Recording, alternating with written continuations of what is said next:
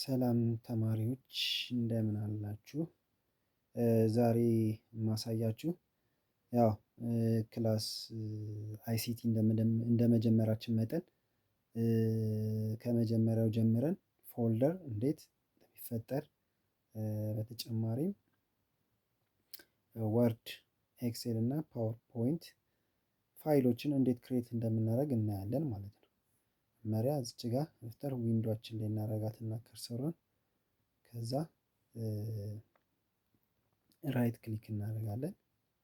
እዛ ኒው የምትለዋን በመምረጥ ፎልደር የሚለው ይመጣላችኋል። ወደ ጎን ስትሄዱ ፎልደር የምትለዋን ትመርጧታላችሁ። ዘን ስማችሁን እዚህ ጋር እንትን ትላላችሁ ማለት ነው። ለምሳሌ እኔ በራሴ ስም ታሜ እለዋለሁ።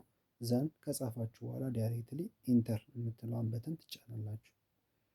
ዘን ፎልደራችንን ክሬት አደረግን ማለት ነው። ከዛ ፎልደር ውስጥ ለመግባት እዚሁ ላይ እንዳላችሁ ደብል ክሊክ ሁለቴ ክሊክ ማድረግ ነው። ያው እንደምታዩት ፎልደር ውስጥ ገብተናል ማለት ነው። ዘን ፎልደር ውስጥ ከገባን በኋላ ወርድ፣ ኤክሴል እና ፓወርፖይንት ፋይላችንንም እንደዚያው ክሬት እናደርጋለን። ራይት ክሊክ ኒው የሚለውን እንመርጣለን። ዘን ከሚመጣልን አማራጮች ውስጥ ማይክሮሶፍት ወርድ ዶክመንት የሚለውን መጀመሪያ በመምረጥ ምንም እዚች ጋር ማጥፋት የማይጠበቅብንም ስማችንን ብቻ መጻፍ ወይም ፋይሉ እንዲቀመጥበት የምንፈልገውን ስም እዚህ ጋር እንጽፋለን።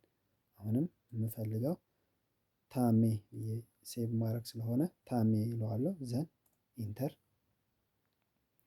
ዘን ሌሎችንም ማይክሮሶፍት ኤክሴል፣ ፓወርፖይንት ተመሳሳይ መንገድ ክሬት አደርገዋለሁ ማለት ነው። ቅጥዬ ይኸው ኒው አረኩኝ።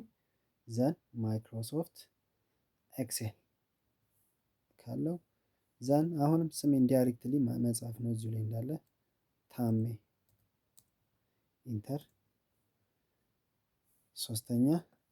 ሶስተኝነት የምናየው መጨረሻ ላይ ማይክሮሶፍት ፓወርፖይንት ነው። ዘን እሱን እመርጣለሁ። አጌን ስሜን እንጽፋለሁ። የሶስቱም ስቴፖች ተመሳሳይ ናቸው ማለት ነው። ባዶ ቦታ ላይ ሄዳለሁ፣ ራይት ክሊክ ዘን ኒው የሚለውን ተጫንኩ። ከዛ ከሚመጣልኝ ውስጥ አማራጮችን እመርጣለሁ ማለት ነው። ይሄን ይመስላል ማለት ነው።